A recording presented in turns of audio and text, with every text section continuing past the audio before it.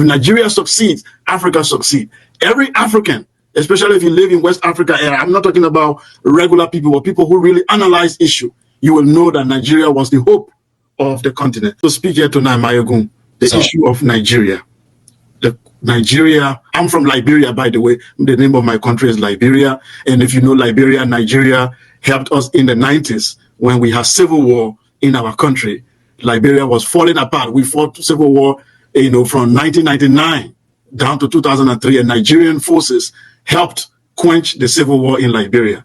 So Nigeria was the hope of the continent, the giant of Africa, the country we all look up to and say, one day in the future, this is going to be our China. This is going to be our United States. If Nigeria succeeds, Africa succeeds. Every African, especially if you live in West Africa area, I'm not talking about regular people, but people who really analyze issue, you will know that Nigeria was the hope of the continent. But unfortunately, in the last 10 years, we've seen Nigeria going down the drain. We've seen Nigeria promising future now becoming dashed, and we've seen that it seems that there's no hope. So when people are making a lot of analysis, I come in and tell them that this is my own understanding. The problem in Nigeria is a summary of what is happening in all of African countries, which is number one, the way we got independence, the institutions that we inherited were not decolonized. It's like the colonial masters made a deal with people we call freedom fighters, and they replaced them. They just replaced the white Oyibo with our black brother who continue the colonial legacy. And I will give you an example. Your police is a typical colonial police. During the colonial era, the police was meant to protect the colonial elite. The police was there to beat up the people, subdue them, and terrorize them to protect the colonial masters. That's what the African police do now. That's what the Nigerian police does. The elite of the colonial era, they were bourgeoisie who lived in Africa, but then their real home is London. Their hospital is Paris. When the colonial masters get sick, they take them to Lisbon, they take them to Paris, they take them abroad to go to get treated in the what they call the metropole. And the Africa was the farm, was the place they work, was where is where you extract the natural resources. The London is where you go to enjoy it. Our elite are following the same pattern. The educational institutions were designed to make the colonial masters to look like saviors and tell the people who have been exploited to appear as if they are being indebted. They have to be grateful to the colonial masters for giving them education. Why that education was actually a miseducation. If you watch our education today, it followed the same pattern. The religion was created to pacify the public in order for them not to stage a revolution. The colonialists were in bed with the religious masters. They tell the people to calm down. In fact, our traditional rulers, some of them were compromised. Those of them who refused to compromise were removed from their throne. If you compromise with the colonial system, then you remain on your throne. Today is the same thing. Our traditional leaders have to compromise with the men in Abuja. The unknown forces in Abuja, in the capital, they have to connive with them to destroy your destiny. Now, all I'm saying here is that the colonial system continues, but it has just changed face. It just have a black face on it. So I say this to tell you, when people say, let's divide Nigeria, let's break up the country, let's have a Yoruba nation, let's have a Igbo nation. As a Pan-Africanist, I'm sad because our philosophy was to create a black United States of Africa. So when we see now that a country like Nigeria cannot survive, that means that our theory has been debunked. But here is what we tell people. It doesn't matter if you divide Nigeria today into 7 countries. The same elite who are in bed with London, who are in bed with these forces in Europe, they will be the same elite who will take over this country. Example, South Sudan and Sudan. Did South Sudan become better after they broke out from Sudan? I don't think so. Many countries are breaking up in Africa after independence, but it was the same elite who were transported to the new country. The main people who wanted actual freedom were killed, were removed.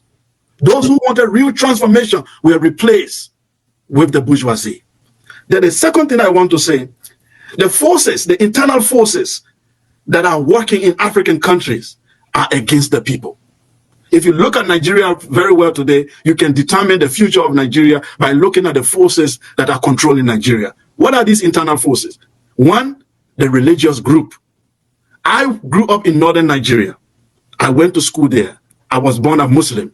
I studied the Quran. I went to, if you have been to Niger State, Mina, if you know the institution called RET, Islamic Education Trust in Mina, controlled by Sheikh Ahmed Lemu, those are the people that brought me up. They gave me scholarship. I went to that school in New Horizons College. I graduated there. I learned the Quran. I was a Muslim until I started traveling, and I decided to put religion aside. What I saw in northern Nigeria is that these people were colonized twice. They were first colonized by the Sokoto Caliphate through the Islamic Revolution. They were still under that colonialism, then the British colonialism came. So they are not in alignment with you in the South. You don't understand. They are operating under two influence of colonial culture that they have inherited. One, they inherited an extreme version of Islam called Wahhabism, which even Saudi Arabia is trying to abolish and embrace modernity. This northern Nigeria inherited an archaic, outdated Islamic view that came from Baghdad and Saudi Arabia those days. They inherited it, and it is very much entrenched in their culture. They do not believe in Nigeria as long as they are not on top. As long as Islam, though, for them, the vision for Nigeria is for Islam to triumph. Them, the destiny of Nigeria must lean toward Islamic revolution. That is the elite, the agenda. I'm not talking about the ordinary people on the street. They don't know what's going on. But the elite, that was the thinking of Usman Danfodio. That was the thinking of Sir Amadou Bello. That was the thinking of all this elite that came up. The design, when they took over the army, you don't understand why they influenced the army in Nigeria. Their vision is to lead to Islamic revolution. Now, for you guys in the South, you had only one colonialism, which is the European. That's why there are people, Chris, John, Johnson. When you are tired of European colonialism, you fall back to your culture. They don't have no culture to fall back to. They only have Islamic extremism to fall back to when they are angry. That's why every riot in the North take an Islamic tune. Any fight, any fighting has to take an Islamic tune. They do not have any ideology or philosophy to fight with other than Islam. And just make you guys to live in two different planets, but yet you are trying to build a country. For me, even as a Pan-Africanist who want Africa to be together, I can tell you that southern Nigeria cannot survive. I'm sorry to tell everyone. Alpha, do you listen to that? Yeah, good. This man is not from Nigeria, though he grew up in Nigeria. This man is from Liberia, talking like this. Nigeria is a hope of Africa. If Nigeria succeed, Africa succeed as a country, as a continent. Africa succeed. But now Nigeria is going down the drain. Nigeria is failing, falling every day, day by day. You know, a lot of people are saying Christian religions is just a scam. They brought this to Nigeria to just distract us, to take away what belongs to us. These religions. You see, you cannot continue to do the same thing and expect different results. You will always get the same result. African leaders, I don't know what is controlling them, why they decided to remain in this stage where they are. They decided not to move forward. I don't know. Because then they used to say that Nigeria was good. That's why you see everybody is talking about Nigeria as a giant of Africa. Nigeria helped a lot of other countries to fight war. They win, just like this in Liberia now. But what happened along the line? What happened? Bad leadership. Bad leadership. Bad leadership. So if these Africa countries who depend on Nigeria, so if their hope is failing, their hope has been dashed away, that is to say, there is no hope for them as far as Nigeria remains in this stage. There is no hope for them except they are able to break away from these shackles. You understand? So there is a problem ahead. There's problem. So this man has said it all, and this is exactly what is going on, what is happening. And this is a time people need to rise up against these people. They need to rise up, fight for their right, fight what belongs to all. We cannot continue to keep quiet again. We cannot silence. We not allow these people to oppress us. You know, understand? They can't continue to do the same thing and expecting a different result. How long are they going to continue to give you this hope? Be patient, do this, do that, when they themselves are not being patient, are not doing the needful, are not doing the right thing?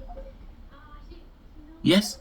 So this is exactly the problem. This man has said it all, explained. So Please, what do you think about this?